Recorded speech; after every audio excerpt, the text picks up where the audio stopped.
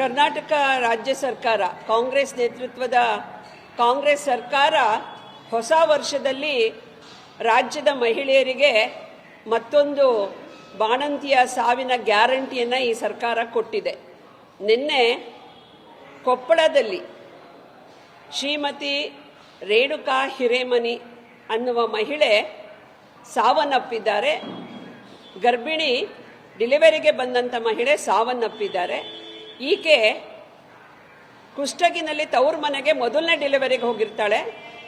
ಅವಳು 23 ವರ್ಷ ಆಗಿದೆ. ಕೇವಲ ಮದುವೆ ಆಗಿ 11 ತಿಂಗಳಾಗದಂಥ ಮಹಿಳೆ ತನ್ನ ಮೊದಲನೇ ಡೆಲಿವರಿಗೆ ತಾಯಿ ಮನೆಗೆ ಹೋದಂಥವಳು ಕುಷ್ಟಗಿ ಆಸ್ಪತ್ರೆಯಲ್ಲಿ ಇದು ಆಗೋದಿಲ್ಲ ಅಂತ ಹೇಳಿ ಜಿಲ್ಲಾ ಆಸ್ಪತ್ರೆ ಕೊಪ್ಪಳಕ್ಕೆ ಬಂದಾಗ ಅವಳು ಸಾವಾಗಿದೆ.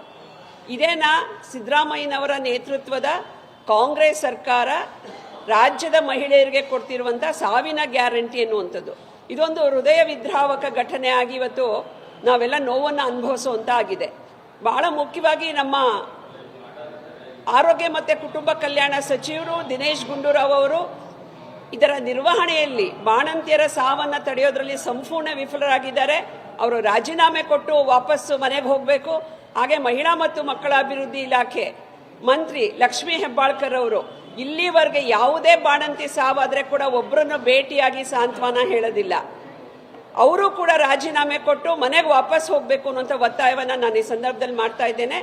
ನಾಳೆಯಿಂದ ಇಡೀ ರಾಜ್ಯದಲ್ಲಿ ಪ್ರತಿ ದಿನ 5 ಜಿಲ್ಲೆಗಳಂತೆ ರಾಜ್ಯ ಮಹಿಳಾ ಮೋರ್ಚಾ ಜಿಲ್ಲಾ ಘಟಕಗಳು ಬಾಣಂತಿ ಸಾವನ್ನು ಈ ಸರ್ಕಾರ ನಿಲ್ಲಿಸದೇ ಇರೋದ್ರ ವಿರುದ್ಧ ಪ್ರತಿಭಟನೆಗಳನ್ನು ರಾಜ್ಯದಲ್ಲಿ ನಾಳೆಯಿಂದ ನಾವು ಆರಂಭ ಮಾಡ್ತಾ ಇದ್ದೇವೆ. ಇದೊಂದು ಲಜ್ಜೆಗೆಟ್ಟ ಸರ್ಕಾರ ಅಂತ ಹೇಳ್ಬೋದು. ಇಲ್ಲಿವರೆಗೆ ಕೂಡ ಅವರಿಗೆ ಯಾವುದೇ ಒಂದು ಮಂತ್ರಿಗಳು ಹೋಗಿ ಭೇಟಿ ಆಗ್ತಾ ಇಲ್ಲ. ಯಾರು ಮರಣ ಹೊಂದ್ತಾ ಇದ್ದಾರೆ ಬಾಣಂತಿಯರು, ಅವ್ರಿಗೆ 25 ಲಕ್ಷ ರೂಪಾಯಿ ಪರಿಹಾರ ಕೊಡಬೇಕು. ಮಕ್ಕಳನ್ನ ದತ್ತು ಸ್ವೀಕಾರ ಮಾಡಿ ಸರ್ಕಾರ ಅವರ ಸಾಮಾಜಿಕ ಆರ್ಥಿಕ ಶೈಕ್ಷಣಿಕ ಭದ್ರತೆಯನ್ನು ಕೊಡಬೇಕು ಅನ್ನುವಂಥ ಒತ್ತಾಯವನ್ನು ನಾನು ಈ ಸಂದರ್ಭದಲ್ಲಿ ಮಾಡ್ತಾ ಇದ್ದೀನಿ.